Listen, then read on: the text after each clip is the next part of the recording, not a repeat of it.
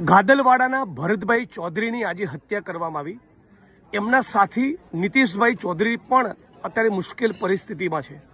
બનાસકાંઠા જિલ્લા police વડાને collector તંત્રની વિડીયોના માધ્યમથી અપીલ કરું છું, તાબડતોબ આ કેસમાં સચોટ તપાસ ટીમની રચના કરી જે પણ કસૂરવારોએ જે પણ કારણસર આ કૃત્યને અંજામ આપ્યો એ તમામને 24 કલાકમાં જેલના સળિયા પાછળ મોકલવામાં આવે, નહીં તો અમે મજબૂર બનીશું ઉગ્ર આંદોલન કરવા માટે। ઉગ્ર આંદોલન નહીં કરવું પડે એવી મને અપેક્ષા છે। શું ગંભીરતાથી ગુનાની આપણે બધા જાણીએ છીએ, એક માણસે જીવ ગુમાવ્યો છે અને આનાથી વધારે ગંભીર પરિસ્થિતિ કોઈ ના હોઈ શકે। એટલે તાબડતોબ હું માગણી કરું છું કે આમાં 24 કલાકમાં જે ટીમ કામે લગાડવી પડે લગાડો, પણ એક આરોપી જેલના સળિયા પાછળ હોવો જોઈએ।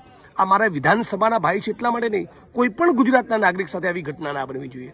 એટલે આની પાછળ જે પણ માણસો હતા એમનું ષડયંત્ર શું હતું, એમનો ગુનાહિત ઇતિહાસ શું છે, આ બધું જ બહાર લાવવામાં આવે એવી માગણી કરું છું। ભરતભાઈ ચૌધરી આપણી વચ્ચે નથી રહ્યા, અમને પરિવારજનોને મારી શ્રદ્ધાંજલિ પણ પાઠવું છું અને વિડીયોના માધ્યમથી જણાવું છું કે જે પણ મારા લાયક સેવા હોય, આ મુદ્દે કામ હોય, જે પણ લડવાનું હોય, જે પણ પ્રયત્ન કરવાનો, પ્લીઝ મારા ધ્યાન ઉપર લાવજો। હું અડધી રાતે તમારી વચ્ચે આવીને ઊભો રહીશ।